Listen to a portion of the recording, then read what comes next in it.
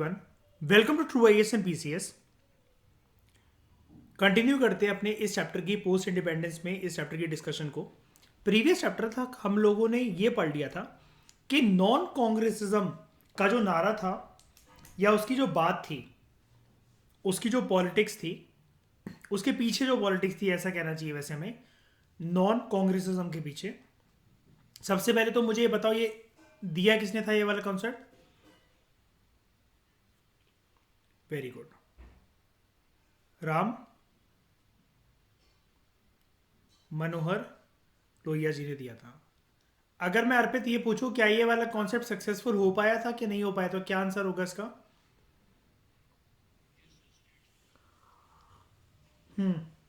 उसी के लिए था, बिल्कुल हुआ था सक्सेसफुल। कैसे भी करके बस कांग्रेस मैनेज कर गई थी शाइनी, कहां पर? लोकसभा में, राइट। लेकिन स्टेट में क्या हाल था कांग्रेस का?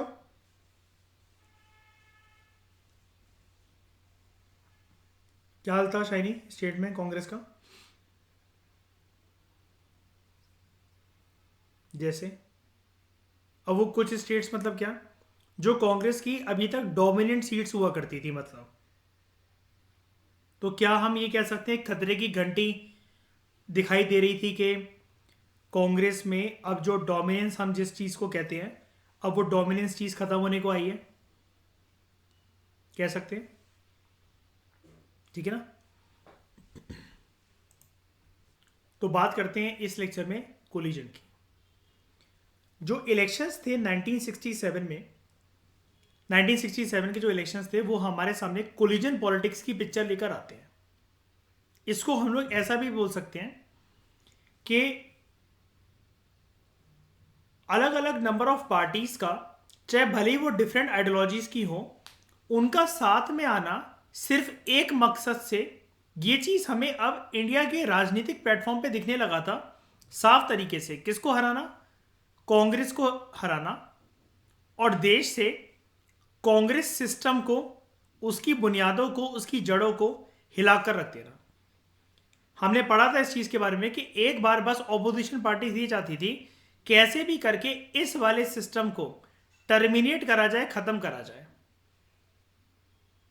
और इसको टर्मिनेट और खत्म करने के बाद हम लोग आपस में डिसाइड कर लेंगे भाई साहब, जनरल पार्टी बॉडी मीटिंग में, कि कौन बनेगा मुख्यमंत्री, कौन बनेगा प्रधानमंत्री। तो अब होता क्या था, कांग्रेस के होते हुए किसी भी पार्टी के लिए एक चीज काफी ज्यादा मुश्किल थी कि किसी भी पार्टी को मेजोरिटी नहीं मिलती थी। मेजोरिटी मतलब रिक्वायर्ड नंबर ऑफ सीटें जिसके बलबूते पर सरकार बन सके। तो बड़ी सारी नॉन कांग्रेस पार्टी साथ में आती हैं और वो जॉइंटली लेजिस्लेटिव पार्टीज फॉर्म करती हैं, करी जाती है उनके द्वारा, जिसको हम लोग बोलते हैं हिंदी में जॉइंट लेजिस्लेटिव पार्टी को हम लोग बोलते हैं संयुक्त विधायक दल, जो कि नॉन कांग्रेस गवर्नमेंट को सपोर्ट करेगी कि हमें मिलकर पार्टी बना लेनी है। मैंने जैसा कि आपको बोला कि मुख्यमंत्री कौन बनेगा, प्रधानमंत्री कौन बनेगा, ये हम आपस में डील कर लेंगे, लेकिन पहले हमें कांग्रेस सिस्टम को हराना है। तो यानी कि ये एक एरा देख रहे हो आप शैनी, कि यहां पर ना आइडियोलॉजी मैटर करती है पार्टीज की, ना ही उनका क्या ओपिनियन है, क्या राय है, और एक दूसरे से कैसे अभी तक वो नफरत करते थे। उनके बीच में अलग अलग पार्टी के इंटरेस्ट होते, तो अगर उनमें कोई कंफ्लिक्ट ऑफ इंटरेस्ट भी है ना, तब भी वो पार्टी साथ आकर, तभी वो पार्टी साथ आकर एक कोलिजन एरा को स्टार्ट करने के लिए रेडी है, ताकि इस सिस्टम को खत्म करा जा सके जिसको हम लोग कांग्रेस सिस्टम बोल रहे हैं, राइट। यहां तक सबको बात समझ में आ गई? अब जब ऐसी नंबर ऑफ पार्टी साथ आ जाती थी मिलकर, क्या ऐसी आ पाई पार्टी साथ मिलकर? हमने प्रीवियस लेक्चर में पढ़ा, जी हाँ आ पाई। कितनी स्टेट्स में आ पाई ईशा? कितनी? 9 स्टेट्स में आ पाई। कौन सी है वो 9 स्टेट्स? एक बार अगर निगाह मारे, रिवीजन करें प्रीवियस लेक्चर से। पंजाब, हरियाणा, उत्तर प्रदेश, मध्य प्रदेश, बिहार, वेस्ट बंगाल, उड़ीसा, मद्रास एंड केरला। ओके, 1 2 3 4 5 6 7 8 नहीं। अब यहां पर हुआ क्या, प्रीवियस लेक्चर तक हमने ये देख लिया था कि नॉन कांग्रेसिज्म, जो कि राम मनोहर लोहिया जी की वॉइस थी, इसने काफी हद तक सक्सेस एंड अचीवमेंट पा ली थी, जहां पर अभी तक कांग्रेस का बोलबाला था, उसका डोमिनेंस था। यहां तक हमने देख लिया था। लेकिन अब ये जो पार्टीज आई है ना, ये जो साथ में आई हैं, ये जो नॉन कांग्रेसिज्म का नारा देकर अलग अलग जो पार्टी साथ में आई हैं, इसको हम लोग बोलते हैं संयुक्त विधायक दल। और इसके लिए एक, आप कह सकते हो कि 1960s, लेट 1960s का एरा एक फेमस हुआ था कि जिन जिन राज्यों में कांग्रेस को परास्त कर कर हराकर ऐसी नॉन कांग्रेस पार्टीज जो आकर सत्ता पे काबिज हो जाती थी, उनको हम लोग बोलते थे एसवीडी गवर्नमेंट्स। स्टेट पीएससी के लिहाज से ये भूलना मत कि एसवीडी गवर्नमेंट क्या है। ठीक है, संयुक्त विधायक दल। अब जैसा कि हमने बात करी शाइनी, ये सारे की सारे आइडियोलॉजिकली एक दूसरे से मेल नहीं खाती थी। कुछ लेफ्टिस्ट थी, कुछ राइटिस्ट थी, कुछ सेंटर पार्टी थी, कुछ सोशलिज्म पे फोकस करती थी, कुछ कैपिटलिज्म पे फोकस करती थी, कुछ मिक्स इकोनॉमी पे फोकस करती थी। किसी का नारा था एग्रीकल्चर पे फोकस करो, किसी का नारा था रैपिड इंडस्ट्रियलाइजेशन लेकर आओ। लेकिन फिर भी एक मकसद क्या है इसमें, अर्पित, शाइनी, ईशा, सबका एक मकसद क्या है? तो एसवीडी गवर्नमेंट जो बिहार में थी, फॉर एग्जांपल, वो दो सोशलिस्ट पार्टी से मिलकर बनी थी। एक एसएसपी और एक पीएसपी। और इसको सपोर्ट करने के लिए सीपीआई लेफ्टिस्ट फ्रंट में शामिल था और Jansangh on the rightist front. बात कर लेते हैं ये है क्या एसएसपी एंड पीएसपी। एसएसपी का मतलब है, एसएसपी का मतलब है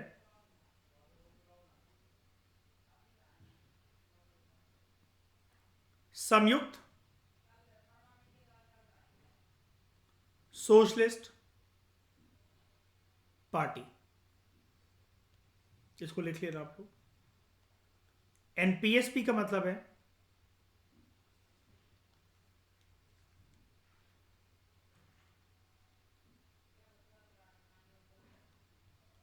प्रजा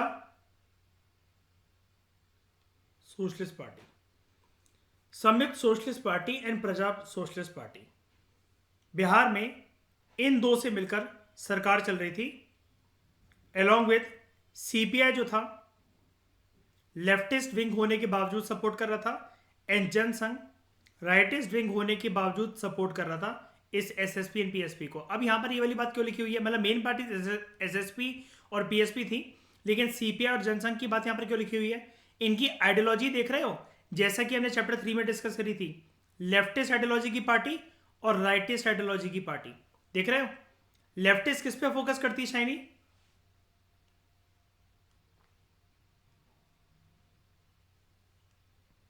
नहीं नहीं,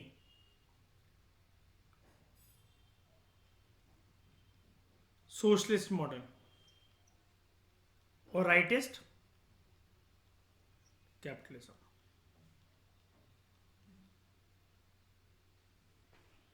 पंजाब के अंदर, पंजाब के अंदर एसवीडी गवर्नमेंट जो आई उसको बोला गया पॉपुलर यूनाइटेड फ्रंट।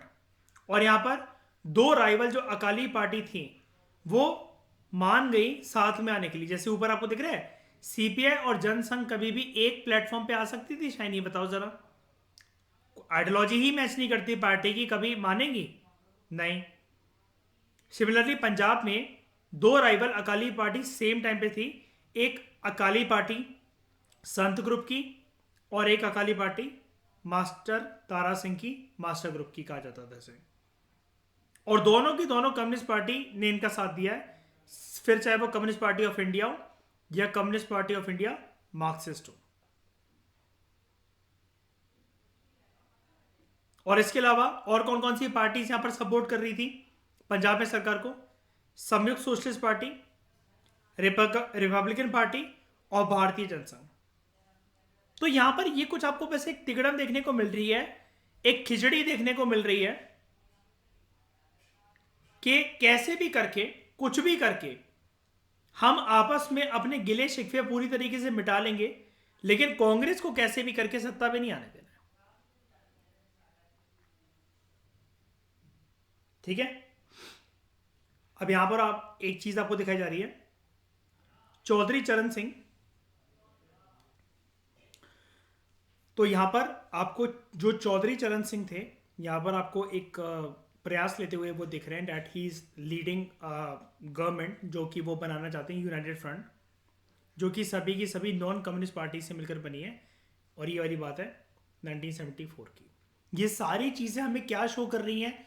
क्या एक आइडियोलॉजी डोमिनेंस में चल रही है? क्या एक हवा लहर बह रही है हमारे देश में late 1960s and early 1970s में? व्हाट विल यू से?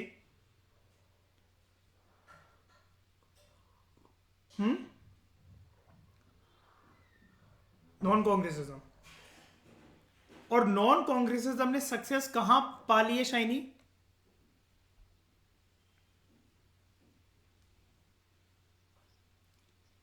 स्टेट्स में।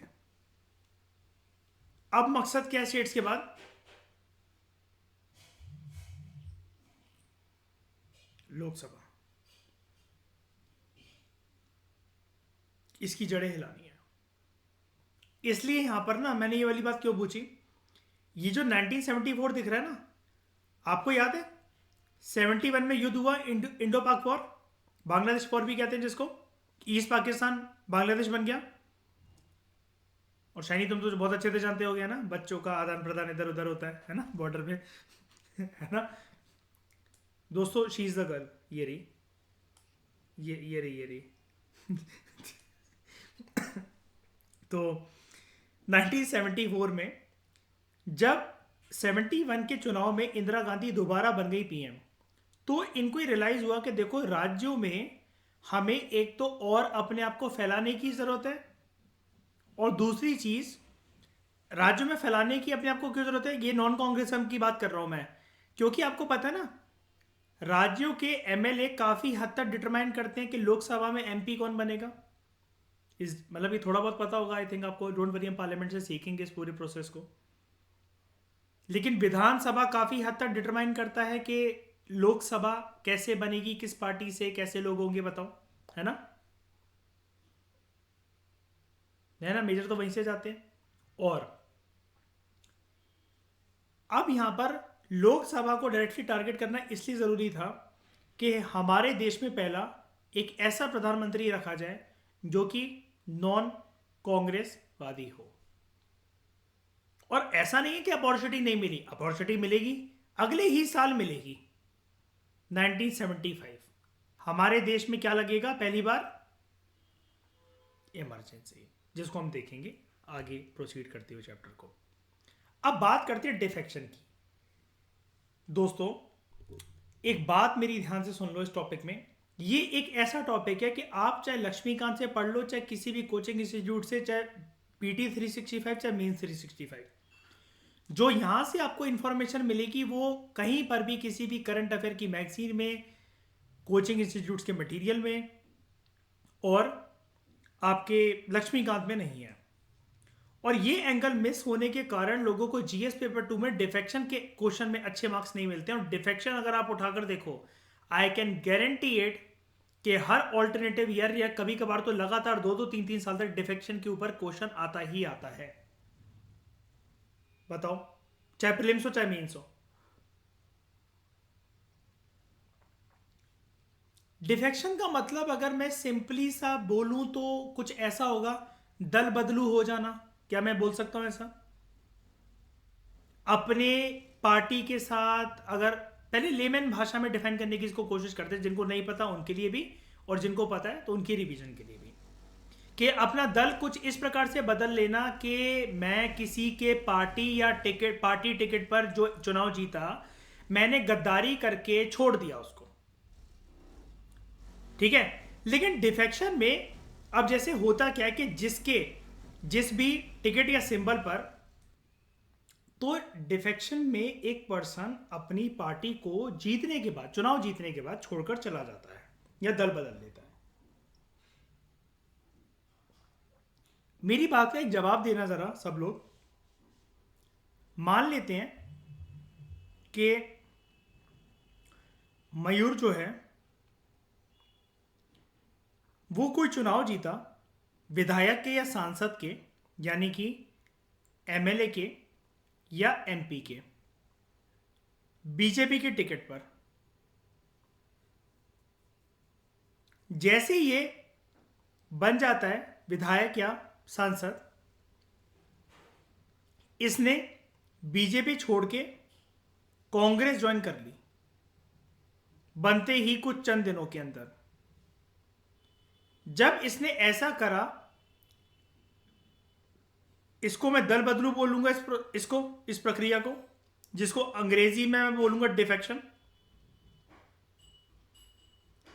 लेकिन मुझे यह बताओ बिस्मे, शाइनी, ईशा, ये गद्दारी किसके साथ करी मयूर ने इस कंटेक्स्ट में? गद्दारी किसके? हाँ, डिसाइड कर लो इसमें किसके साथ। तुम्हारे साथ करी, बीजेपी के साथ करी, कि जनता के साथ करी? देखो, पार्टी का कुछ लेना देना नहीं है। ये जो गद्दारी है किसकी मानी जाएगी, इसका आंसर करने के लिए जरा थोड़ी सी और बात करते हैं। जरा इसको गहराई से समझते, पैनी शार्प नजरों से देखो, इसको पैनी नजरों से देखो। मयूर को लोगों ने अगर टिकट मिल भी गया था बीजेपी से, बीजेपी के नाम पर, इसलिए मतलब ये जिताया मयूर को इसलिए क्योंकि वो बिलोंग करता था बीजेपी पार्टी से। तो लोगों ने ये देखकर उसको वोट दिया, ठीक है। अगर वैसा देना होता तो मयूर को पता होता इस सिचुएशन के अंदर कि वो निर्दलीय भी खड़ा हो सकता है, इंडिपेंडेंट भी खड़ा हो सकता है। लेकिन बीजेपी का टिकट उसने लिया और उसके बाद उसने फटाफट से जाके कांग्रेस ज्वाइन कर ली। ये गद्दारी जनता के साथ होती है कि जनता ट्रस्ट करके किसी को जितवाए, ये देखते हुए कि ये इस पर्टिकुलर पार्टी का चेहरा है। मयूर के केस में ये कमल का चेहरा है, बीजेपी का चेहरा है, लेकिन उसने कांग्रेस ज्वाइन कर ली। अगर कांग्रेस को ही वोट देना होता जनता को, तो वहां से किसी और पर्सन को उठा लेते वो। मयूर को यही देखकर तो जनता ने वोट दिया था कि ये बीजेपी से है। तो ये ऐसा बोला जाता है, this is a case of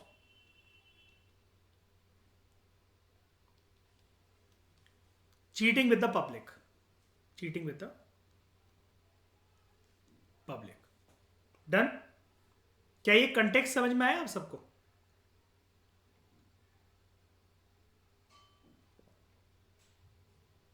अब देखना,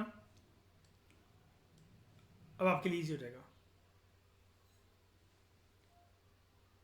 हमें जो भारत की पॉलिटिक्स में 1967 के इलेक्शन के बाद जो एक और चीज देखने को मिलती है, या 1967 के इलेक्शंस के टाइम पर अगर हम लोग कहें, यहां पर नॉन कांग्रेसिज्म से तो ये एक पूरा का पूरा लेट डिकेड में घटनाक्रम चलता है, नॉन कांग्रेसिज्म। लेकिन उसके बाद आपको क्या लगता है, जो मैंने आपको इतनी डिटेल में पार्टीज पढ़ाई ना, वो इसलिए पढ़ाई थी, आपको ऐसा क्या लगता है शाइनी कि ये जो अगर मुझे पार्टी दिख रही है, मैं ब्लैक कलर यूज कर रहा हूं, ये जो मुझे पार्टी दिख रही है, लेफ्टिस्ट आइडियोलॉजी की, राइटिस्ट आइडियोलॉजी की, साफ साफ हमें यहां पर बोला जा रहा है दो राइवल पार्टीज जो कि अकाली ग्रुप की है। एक संत ग्रुप, इनकी नहीं पड़ती आपस में, और तारा मास्टर ग्रुप, इन दोनों की आपस में नहीं पड़ती। सीपीआई और सीपीआई-एम, और इतनी सारी अलग अलग पार्टीज। ये जो एसवीडी है, चलो मान लिया इसका मकसद है कांग्रेस की जड़ों को हिलाना, लेकिन फिर भी अगर आइडियोलॉजिकली सिमिलर होते तो एक ही पार्टी के लोग नहीं होते क्या? यानी कि पटनी तो है नहीं काफी टाइम तक।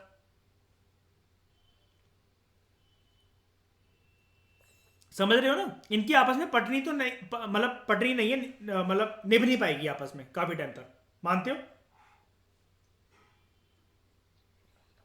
आइडियोलॉजिकल डिफरेंस की वजह से एक छत के नीचे तो नहीं रह पाएंगे।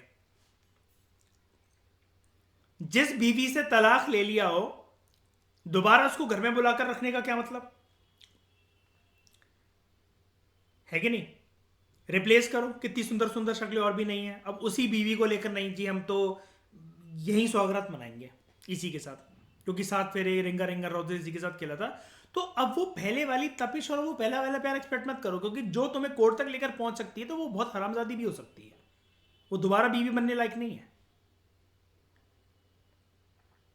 अब क्या है, जो यहां पर हमें 1967 के बाद जो नॉन कांग्रेसिज्म के बाद जो एक चीज देखने को मिलती है, क्या इस टॉपिक को स्टार्ट करवाने से पहले या फिर इसके इर्द गिर्द घूमने से पहले क्या मैं ऐसा कह सकता हूं कि अगर किसी की भी ध्यान से सुनना, अगर किसी की भी सरकार इस टाइम पर इन्होंने भले बना भी ली, जिसको हम कह रहे हैं नॉन कांग्रेसिज्म से एसवीडी गवर्नमेंट बन गई, बिल्कुल यही कह रहे हैं ना हम लोग, इनको नाम सारी सरकारों को ये दे रहे हैं एसवीडी गवर्नमेंट्स बन गई राज्य में, क्या मैं ये बोल सकता हूं कि जो मुख्यमंत्री की या पूरे के पूरे मंत्रिमंडल की अगर ये एक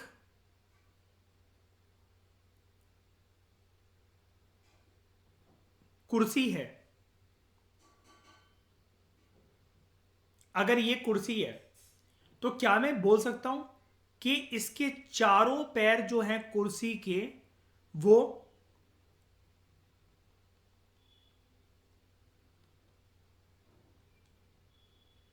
कोलिजनल पार्टनर्स पर टिके हुए हैं? अगर इनमें से एक भी इधर का उधर हुआ तो कुर्सी का एक पैर टूट जाना है और कुर्सी गिर जानी है उसके बाद जमीन पर। क्या मैं ऐसा बोल सकता हूं? यही होता है। अब क्या हम अर्पित इससे ये चीज डिराइव कर सकते हैं जो कि टेक्स्ट बुक में डायरेक्टली या इनडायरेक्टली गिवन होगी नहीं होगी, लेकिन हम श्योर तरीके से इससे ये बोल सकते हैं कि पक्का कांग्रेस इतनी बेवकूफ नहीं थी अर्पित कि इनमें से ये देख रही हो कि यहां पर पर्सन लेफ्ट विंग का भी है, राइट विंग का भी है, सीपीआई का भी है, सीपीआई एम का भी है, अकाली दल का है, एक संत ग्रुप का है, तो मास्टर ग्रुप का भी एक है, यानी कि इनकी आपस में नहीं पड़ती है। क्या कांग्रेस को नहीं दिख रहा होगा अर्पित? ये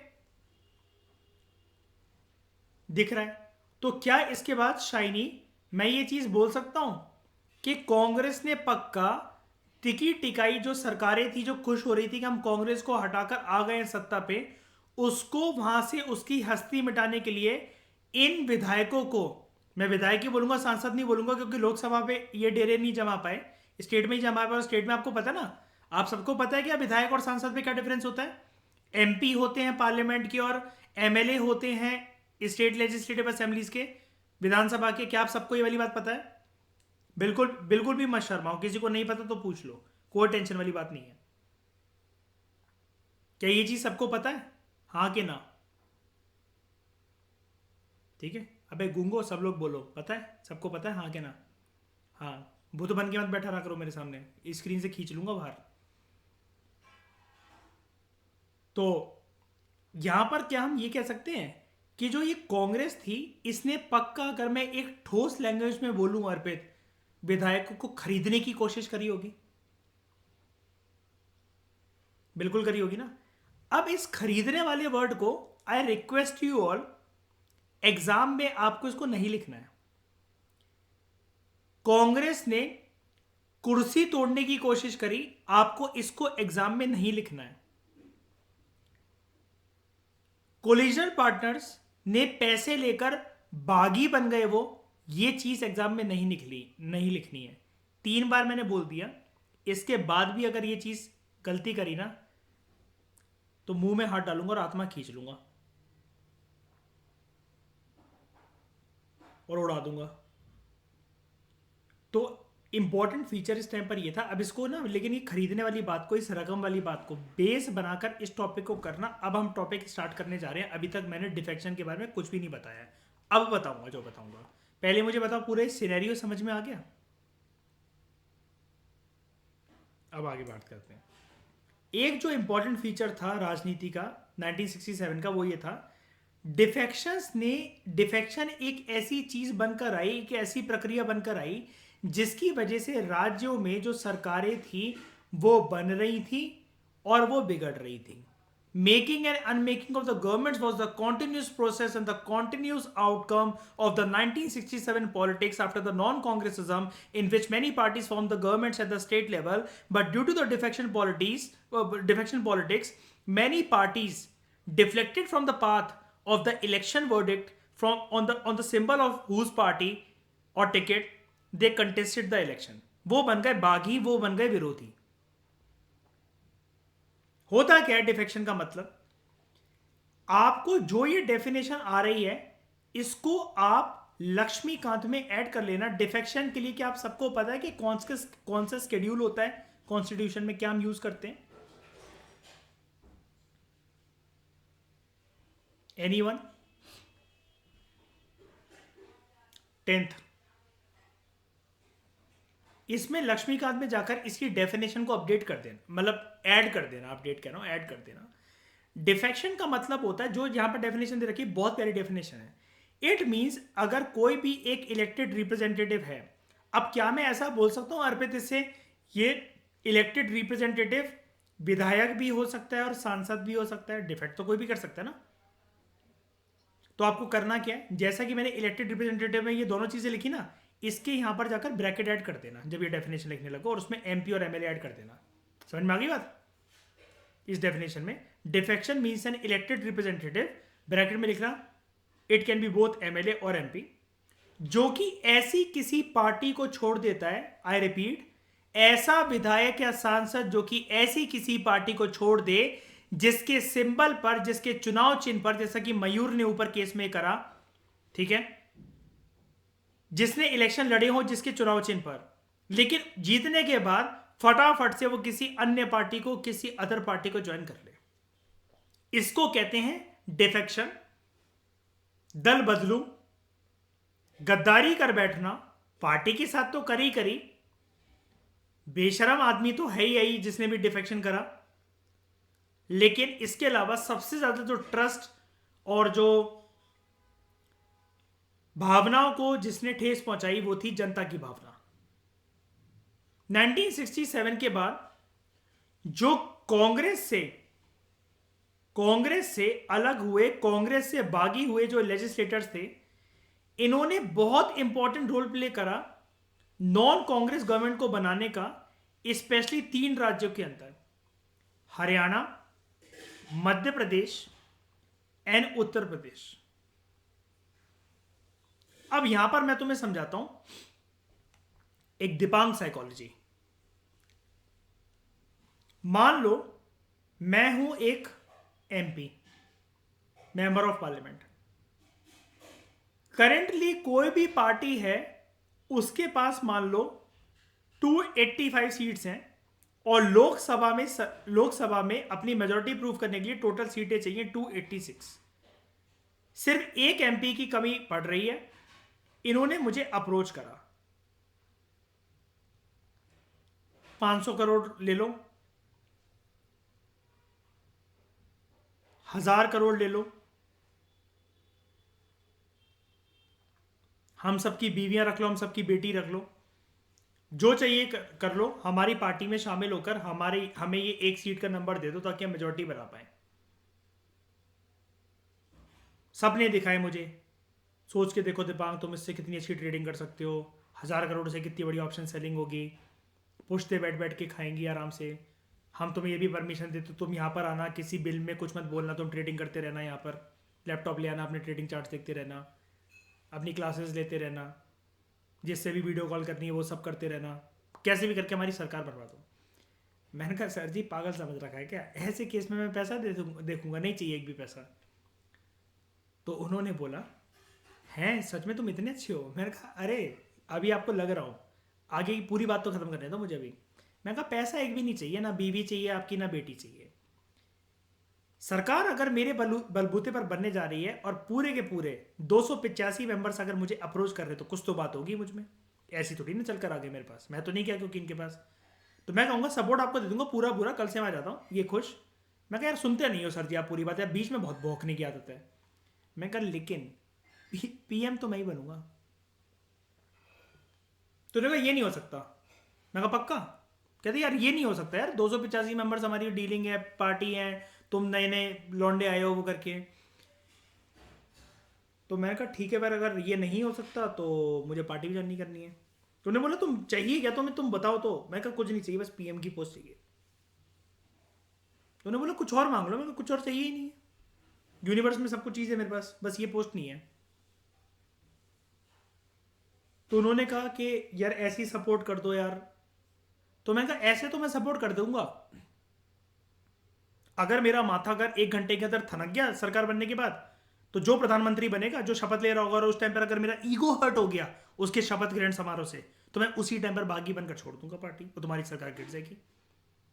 तो उन्होंने कहा यार ये क्या बात हुई। तो मैंने कहा अगर ये वाली बात नहीं चाहते तो बना दो मुझे पीएम, 5 साल तक चलाएंगे आराम से मिलकर, मेरी छत्र छाया में काम करना।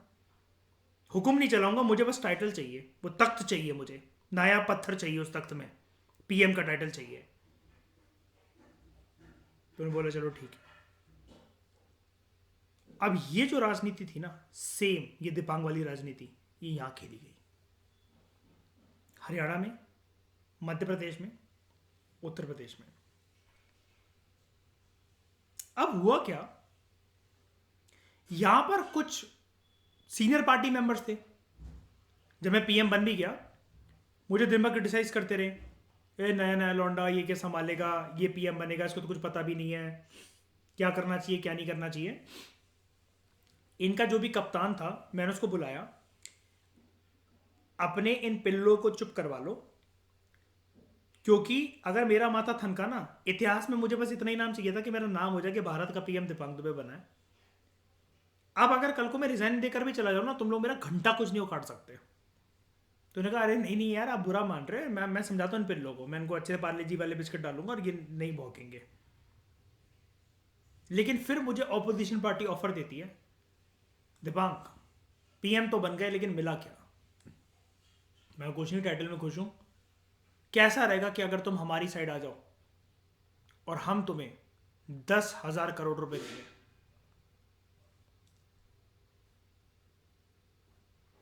सेबी का जो चेयरमैन उसकी बेटी से तुम्हारी शादी करवा दें, ताकि तुम्हें यह पता हो कल को कौन सी ट्रेड कहाँ जानी है। मैं कहा हैं सच्ची। तूने बोला अब तुम बन तो गए हो पीएम, छोड़ के आ जाओ, टाइटल मिल तो गया। मैं कहा है, मैं कहा चलो ठीक है रिजाइन इमीडिएटली। मैं कहा 10,000 करोड़ मेरे। फिर इन्होंने बोला यार दिमाग तुम तो बड़ी बड़ी बातें कर रहे थे, तुम तो छोड़ के चलेगा वो चले गए। मैं कहा सर जी 10,000 करोड़। उन्होंने बोला दिमाग 20,000 करोड़, वापस आ जाओ। मैं कोई बात नहीं, girls are many but money is money. मैं कहा चलो वापस चलते हैं पीएम बनने। ये फेज आपको हमारे हिंदुस्तान में दिखेगा, इसको कहते हैं बागी बन के दल बदलू बनना, डिफेक्शन करना। फायदा लेकिन इस पूरे सिनेरियो में कौन से पर्सन को मिल रहा है, मतलब अगर मस्त, अगर तुम एक ऑब्जर्वर की तरह देखो तो सबसे ज्यादा मजे में कौन है ना, दीपांग। तो ये जो कांस्टेंट रीअलाइनमेंट्स होती रहती थी, यानी कि कभी इस तरफ कभी उस तरफ, ठीक है, यानी कि आशिमा समझ रहे हो, ये पूरी की पूरी राजनीति, या शाइनी समझ रहे हो, इट इज जस्ट लाइक अ के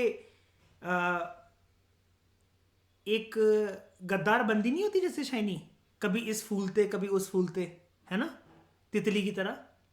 तो ऐसे ही है यहां पर जो डिफेक्शन पॉलिटिक्स खेली गई, यानी कि पर्सन यहां पर अपनी पॉलिटिकल लॉयल्टीज को शिफ्ट करते रहता है। ये लाइन लिखना मत भूलना। और इस पीरियड में एक फ्रेज बड़ा फेमस हुआ, आया राम गया राम। डिफेक्शन के कंटेक्स्ट में ये शब्द अगर नहीं लिख कर आए तो नंबर नहीं मिलेंगे। आया राम गया राम पॉलिटिक्स, इसको पूरा लिख कर आना पेपर के अंदर, इससे सिर्फ काम नहीं चलेगा। आया राम गया राम पॉलिटिक्स। तो देखते हैं आया राम गया राम ये नाम कैसे आए, व्हाट इज दिस राम, ये राम जी हैं क्या, राम भगवान है क्या, कौन है ये राम, देखते हैं। ये जो एक्सप्रेशन है आया राम गया राम, ये बड़ा पॉलिटिकल वोकैबुलरी के अंदर, राजनीतिक शब्द में, उसके गलियारे में काफी यूज हुआ 1960s के, लेट 1960s में और अर्ली 1970s में, कि अक्सर जो विधायक हुआ करते थे वो फ्रिक्वेंटली ना अपने फ्लोर क्रॉस करा करते थे। फ्लोर क्रॉस करने का मतलब ये है, कभी पार्टी ए तो कभी पार्टी बी, तो कभी पार्टी बी तो कभी पार्टी सी। ये कहानी बनी कैसे? ये राम केम राम वेंट, आया राम गया राम, ये आया कैसे देखते हैं। हुआ क्या था, हरियाणा के अंदर एक विधायक था गयालाल। 1967 में इसने एक अहम भूमिका निभाई हरियाणा में सरकार बनाने के लिए नॉन कांग्रेसवादी लोगों की। इसने 14 दिन के अंदर अंदर, मात्र 14 दिन के अंदर अंदर डिसाइड ही नहीं कर पा रहा था बेचारा, ये कभी कांग्रेस में तो कभी यूनाइटेड फ्रंट में। एक बार तो ऐसा हुआ था कि कुछ, if I am not wrong, कुछ घंटों के अंदर ही गया छोड़कर और वापस इसने आके कांग्रेस ज्वाइन कर ली। हाँ ये रहा, ये यहां पर लिखा हुआ है। 9 घंटे के अंदर अंदर, 9 घंटे के अंदर अंदर वापस आ गया फिर यूनाइटेड फ्रंट में। यानी कि ये ऐसा ऐसा चल रहा है, कांग्रेस यूनाइटेड फ्रंट इधर, अगले दिन इधर, फिर 9 घंटे के अंदर इधर, फिर कुछ दिनों के बाद इधर। 14 दिनों में, फोर्टनाइट 14 दिन होता है ना, 14 दिन के अंदर लगभग इसने 3 से 4 बार अपनी पार्टी चेंज कर ली, दल बदल दिया।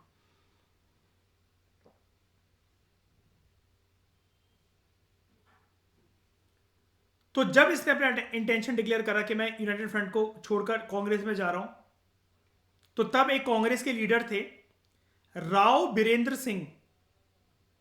इन्होंने चंडीगढ़ मीडिया प्रेस के सामने एक बोला था कि गया राम वॉज नाउ आया राम, राम जी चले गए थे, राम जी वापस आ गए।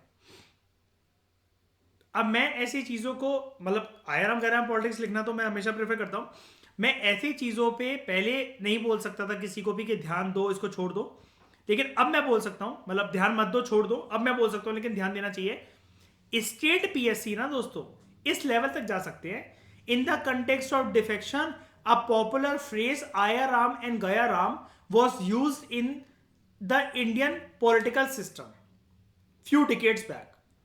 Who coined this term? तो आपको पता होना चाहिए राव बीरेंद्र सिंह ने ऐसी टर्म कॉइन करी थी। स्टेट पीएससी वाले ऐसे ऊट पटांग सवाल ऊट पटांग बंदों के नाम पूछते हैं जो कि कहीं ना कहीं किताबों के अंदर गड़ गड़ के छुप छुप के विदाउट एनी बोल्ड लेटर्स कहीं ना कहीं पड़े होते हैं। बेस्ट चीज बस हमारे लेक्चर की यही चीज होती है कि हम वर्ड टू वर्ड जो एनालिसिस करते हैं ना, तो उसमें कोई स्कोप ही नहीं रहता कि मैं कहीं से बच के निकल सकूं और आपका सवाल मेरे सामने ना है कि सर आपने इस पैराग्राफ को अगर छुड़वाया तो क्यों छुड़वाया, ये लाइन आपने क्यों नहीं पढ़ पाई, इस लाइन का मतलब क्या है। ऐसा होने नहीं दूंगा। तो उसका यही रहता है कि आप ही अगर सामने एनसीईआरटी खोलकर बैठे हो, आप ही ये पढ़ रहे हो, दोबारा अगली बार अगर आपको रिवाइज करना है, अगर ये समझना है डिफेक्शन का कोई क्वेश्चन है, तो आप ही आराम से सिर्फ स्लाइड को खिसका कर सिर्फ इतने लेक्चर पर कि ये डिफेक्शन वाला उन्होंने कहाँ समझाया था, आप यहाँ पर आ सकते हो। ये लेकिन मैंने करवाया इस वजह से, ये आपको मेंस में आज के बाद जिंदगी में कभी भी मेंस में अगर क्वेश्चन आया, अभी आपको हालांकि पूरी नॉलेज नहीं है डिफेक्शन की, लक्ष्मीकांत से भी लानी पड़ेगी हमें थोड़ी थोड़ी, लेकिन डिफेक्शन के कंटेक्स्ट में अब आपको ये चीज काफी अच्छे से पता है। ठीक है, तो गयालाल के टर्म्स में ये चीज वो थी। और उसके बाद क्या हुआ, सुप्रीम कोर्ट तक ये बात पहुंची कि देखो यार ऐसे तो बात ये भी है ना कि जब कोई पार्टी छोड़ छोड़ के बार बार जाएगा तो उसमें सरकारें गिरेंगी। सरकारें गिरने का मतलब होता है फ्रेश इलेक्शन कंडक्ट करवाना, और फ्रेश इलेक्शंस अगर बार बार होते रहेंगे तो आपको पता है इलेक्शन का एक मेजर आउटकम क्या होता है, जल्दी बताओ मुझे जरा, सबसे मेजर आउटकम जो इकोनॉमी पे निकलता है।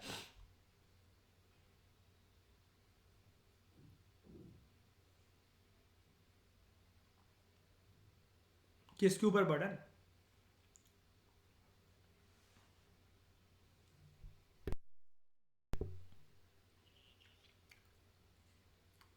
ये इसको राजस्व बोलते हैं। अच्छा अच्छा, नहीं मुझे पता नहीं था, मैं पूछ रहा हूँ, मैं बेइज्जती नहीं कर रहा, पूछ रहा हूँ मैं अच्छा अच्छा हाँ, नहीं नहीं, अच्छा मैं हिंदी तो मुझे भी अच्छी लगती है, आपने देखा होगा मैं दोनों चीज़ें में कंफर्टेबल होता हूँ, लेकिन हिंदी में लेक्चर लो तो सबको समझ में आ जाता है। हाँ लेकिन मुझे ये बताओ ना जरा, इलेक्शंस के मेजर आउटकम और क्या निकलते हैं, सबसे चाइनीज सबसे ज़्यादा मेजर आउटकम क्या निकलता है चुनाव अगर बार बार हो रहे हैं तो, या नहीं भी हो रहे बार बार, मतलब इलेक्शन का एक मेजर आउटकम क्या?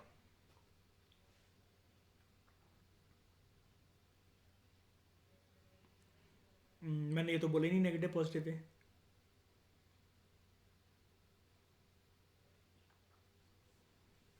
देखो, सबसे मेजर आउटकम होता है दोस्तों,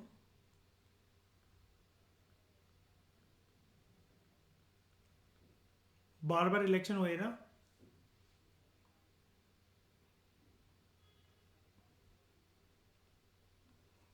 महंगाई बढ़ेगी। क्यों? चुनाव किसके पैसों पे होता है? हम्म।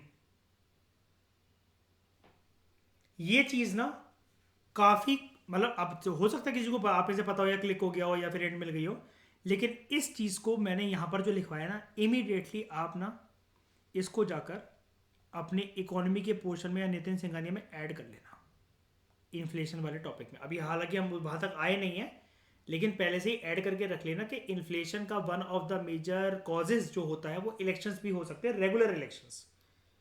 और मैं तो एक लेवल और बियॉन्ड जाता हूं कि ये तो चलो कोई भी जान जाएगा, मुझे तो उसका भी बाप बनना है जो इस लाइन को लिख कर आ रहा है। डिफेक्शन पॉलिटिक्स की वजह से होने वाले चुनाव, जो बाय इलेक्शंस होते हैं, आपको पता होगा ना, जब सीटें खाली पड़ जाती तो बीच बीच में जो इलेक्शंस होते हैं, बाय इलेक्शंस वगैरह, या डिफेक्शन की वजह से जो इलेक्शंस होते हैं, उसकी वजह से इन्फ्लेशन हो सकती है। और इन्फ्लेशन अगर ये फिर भी चलता रहा, तो इसकी वजह से एक फिनोमेना बर्थ लेता है, that is called as super कह लो, या अच्छी टर्म जो इकोनॉमी में यूज होती है, that is known as hyper inflation. आप मुझे एक बात बताओ ना, अभी हम पढ़ेंगे लास्ट चैप्टर को, उसमें हम देखेंगे, अभी यहां तक तो आपको विधायक की कहानी दिख रही है, पीएम वगैरह तक 14-14 दिन के अंदर, कुछ कुछ महीनों के मेहमान थे। वीके सिंह, अटल बिहारी वाजपेयी जी, पता होगा आप सबको ये वाली बात। एक ऐसा फेज आया था अगेन डिफेक्शन का लोकसभा के लेवल पर, पार्टीज का, उसमें भी ये चीज थी। अब यहीं से एक इंटरेस्टिंग चीज पता क्या निकल कर आती है, आज आपको ये चीज जानने को मिलेगी कि राज, हमारा टॉपिक खत्म हो चुका है, लेकिन एक बहुत इंपॉर्टेंट बात मैं आप सबको बोलना चाह रहा हूं, मनमोहन सिंह जी की बराबरी एज अ पीएम कोई भी इतिहास का पीएम नहीं कर सकता, नॉलेज लेवल पर अगर मैं कह रहा हूं, और इकोनॉमी की अर्थव्यवस्था को समझाने सुधारने के ऊपर। उनका सिर्फ एक मीडिया हाइप बना देना, एक जोक हाइप बना देना कि वो गूंगे थे, कुछ बोल नहीं पाते थे, सिर्फ और सिर्फ उसके पीछे एक ही प्रक्रिया रिस्पॉन्सिबल रही है दोस्तों, that is coalition politics, UPA की सरकार, यूनाइटेड प्रोग्रेसिव अलायंस, जिसमें कांग्रेस सिर्फ एक अंग है और उसके अंदर 13 अन्य पार्टीज चाहकर भी नहीं बोल पाए, और उनको लाने वाली जो थी, शी वॉज श्रीमती सोनिया गांधी जी। तो अपनी चाहकर भी नहीं चला पाए, ऐसा नहीं था कि अपनी पावर से रूबरू नहीं है, वाकिफ नहीं है, लेकिन श्रीमती जी ने पहले ही समझा दिया था, कुछ भी अगर अपने मन से करने की कोशिश करोगे ना, तो ये कुर्सी की टांग टूट जाएगी। और मेरी कुर्सी 4 टांगों पे तो कहने के लिए खड़ी है, लेकिन उसमें जो जो टेप लग रखे हैं, जो फेविकॉल का जोड़ लग रखा है, जो धागे बंद रखे हैं, वो ये 13 अन्य पार्टी से, और हम सब मिलाकर जो मेरी कुर्सी का नाम है वो है यूपीए, यूनाइटेड प्रोग्रेसिव अलायंस। 10 साल तक मेंटेन कर ली सक्सेसफुली, फिर भी बहुत था। 2008 का जब फाइनेंशियल क्राइसिस आता है, जब पूरा का पूरा Dow Jones market, crypto market, commodity market, gold, forex, silver, ये सारा का सारा जब धूल मिट्टी में मिल गए थे, बिल्कुल कौड़ियों के भाव पे बिक रहे थे, सिर्फ उस टाइम पर हमारी इकोनॉमी की अर्थव्यवस्था को संभालने वाला हमारा रिजर्व बैंक ऑफ इंडिया था। एंड मनमोहन सिंह जी काफ़ी टाइम तक काम कर चुके हैं, and he is a very well educated personality. उन्होंने काफ़ी अच्छे से इस चीज़ को संभाला था, हेल्प करी थी, एडवाइसेस दी थी। पीवी नरसिम्हा राव के साथ भी एसोसिएटेड रहे हैं पास्ट में। 1991 एलपीजी रिफॉर्म्स के ऊपर काफ़ी ज़्यादा वर्क करा है इन्होंने, मतलब केस स्टडी की फॉर्म में पढ़ा है उसको। और तब यूएसए के फेडरल बैंक ने हमारी तारीफ करी थी कि अगर हमारे पास आरबीआई जैसा, इंडिया के आरबीआई जैसा बैंक होता तो शायद से हमारी इकोनॉमी नहीं डूबती। 2008 का फाइनेंशियल क्राइसिस जो उनके लिए हुआ, वो बहुत एक मेजर घटनाक्रम आउटकम वो था। आप उस टाइम पर देखोगे major economies of the Europe and northern America were shattered, लेकिन इंडिया की इकोनॉमी को उस टाइम पर कुछ भी नहीं हुआ था, क्योंकि अगर कुछ हुआ होता तो ये चीज़ आप सुनते हैं, जैसे कोविड जो है, कोरोना जो है, आप अपने बच्चों को सुना होगे हमेशा के लिए। ऐसा लॉकडाउन हुआ था, हम लोग ऐसे घर पे रह गए थे, अपनी बंदी से नहीं मिल पाता था, क्वालिटी टाइम स्पेंड नहीं कर पाता था, है ना, छत पे जा जा के दूसरी बंदियों के घर पे जाना पड़ता था। तो ये सब बातें आप बताओगे। और शाइनी का धंधा रुक गया था, मतलब बांग्लादेश में बच्चे फेंकना नहीं कर पाती थी, है ना। तो दोस्तों ये है, ये शाइनी डे, ठीक है। तो लेकिन jokes apart, this was the real story कि जिसमें मनमोहन सिंह जी का जो मजाक उड़ाया जाता था, वो एक्चुअली मजाक उन लोगों, देखो हमेशा किसी का भी मजाक उसी का उड़ाते हैं लोग जो खुद अज्ञानी होते हैं। रियल ज्ञान ये है, जब आपको ज़रूरत बहुत लोगों की होती है ना, तो आप कभी कभार उनको सुना भी लेते हो, और कभी कभार आपको बहुत ज़्यादा टाइम आपको सुन के भी रहनी पड़ती है। ये चीज़ होती है, यही चीज़ इनके साथ हुई। और फिर बड़ी मुश्किल से फिर ये जो टेप और जो स्टिकर से, फेविकॉल के जोड़ से जो सरकार टिका रखी थी 10 साल तक, बहुत फिर भी अच्छी तरह चला लिया, लेकिन उसके बाद फिर जनता का वर्डिक्ट आया, और बस ये हाल है। अब एक और बात मैं यहाँ पर बताना चाहता हूँ आपको, एक पॉलिटिकल एंगल, क्योंकि हम लोग PSIR के स्टूडेंट हैं। देखो, नाम तो हमें किसी पर्सनैलिटी का पेपर के अंदर मेंशन नहीं करना है, लेकिन फिर भी मैं आपको ना कुछ एक अच्छे एंगल बता रहा हूँ जो कि आपको ना बहुत अच्छा पर्सपेक्टिव देंगे। छोटी छोटी सी बातें। देखो, कईयों को ना मोदी जी से मतलब इंस्पिरेशन मिलती है, या उनके डिसीजन बोल्ड लगते हैं कि कांग्रेस करी क्या पाई, क्या नहीं कर पाई। एक तो आप इसको समझ लो। और फिर बात यह है कि बीजेपी लगातार जो अभी दूसरा टेन्योर जो अपना चला रही है सरकार, वो हालांकि अपनी पुरानी पार्टीज को भूली नहीं है बीजेपी, एनडीए अलायंस को, नेशनल डेमोक्रेटिक अलायंस को, ठीक है। ये नेशनल डिफेंस एकेडमी नहीं है, नेशनल डेमोक्रेटिक अलायंस इनकी अलायंस का नाम है, और इसकी अलायंस, कांग्रेस के अलायंस का नाम होता है यूपीए, यूनाइटेड प्रोग्रेसिव अलायंस। हमारे देश में मेन जो टसल चलती है वो इन्हीं के बीच में चलती है, यूपीए वर्सेस एनडीए। लेकिन अब एनडीए का नाम आप सुनते नहीं होगे, अब आप बीजेपी का नाम ही ज़्यादा सुनते होगे, क्योंकि बीजेपी थंपिंग मेजोरिटी से आई है कि अगर एनडीए की जो अन्य पार्टीज हैं, जैसे यहाँ पर 13-14 प्लस पार्टीज थी, यहाँ पर भी 14-15 ऐसी कुछ पार्टीज हैं जो कि सपोर्ट करती हैं, ये मिलकर एनडीए बनाती हैं सर। बीजेपी प्लस 14-15 अन्य पार्टीज ऐसी, यूपी कांग्रेस प्लस 14-15 अन्य पार्टीज मिलकर यूपीए बनाती हैं। अब अगर ये 14-15 पार्टीज इस टाइम पर अगर सपोर्ट ना भी करे ना, या अगर पिछला टेन्योर जो था मोदी जी का अगर वहां पर सपोर्ट नहीं भी करती, तब भी बीजेपी एक थंपिंग मेजोरिटी में थी। जब आप मेजोरिटी में लोकसभा में होते हो तो आप बोल्ड डिसीजन ले सकते हो, क्योंकि आपके ऊपर कोई प्रेशराइज करने वाला नहीं होता। आपके नंबर बिल पासिंग के फटाफट जल्दी जल्दी हो जाते हैं। इसलिए जो ये इम्प्रेस होती है जनता के, जल्दी जल्दी डिसीजन ले लिए जाते हैं, जल्दी जल्दी बिल पास कर दिए जाते हैं, 370 पर जल्दी बोल दिया गया, ये हो गया, ठीक है। Some decisions are very remarkable, very good, लेकिन इस चीज़ से इम्प्रेस ना होकर इस चीज़ से लॉजिक हमें ये लगाना चाहिए कि यहाँ पर जो है वो मेजोरिटी की सरकार है, और यहाँ पर एक कोलिजन नेचर की सरकार थी। सिर्फ इतने डिफरेंस होने की वजह से इनके जो प्राइजेस हैं अपनी पर्सनैलिटी के स्टॉक के, वो यहाँ हाई चले गए, और मनमोहन जी के जो प्राइसेस थे इतने काबिल होने के बावजूद भी यहाँ लो चले गए।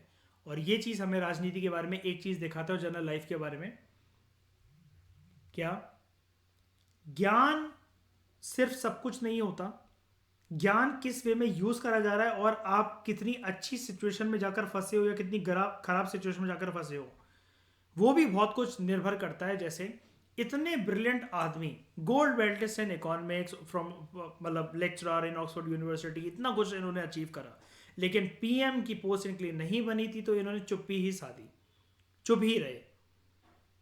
एंड चाय वाले की किस्मत देख लो, स्काई रॉकेट। दिस शोज कि जिंदगी में कुछ भी मिलने के बाद डू नॉट अज्यूम या घमंड में मत आ जाओ कि अब तो सब कुछ ही हो जाएगा मेरा काम। ज़रूरी नहीं है, राइट सिचुएशन में जाकर फंसना भी ज़रूरी है। एंड कुछ भी अगर ना हो, जीरो, तो अपने आप को नकारा मत समझो, हो सकता है प्रधानमंत्री बन जाओ, और वो भी बहुत छोटी चीज़ हो। Thank you very much for discussion.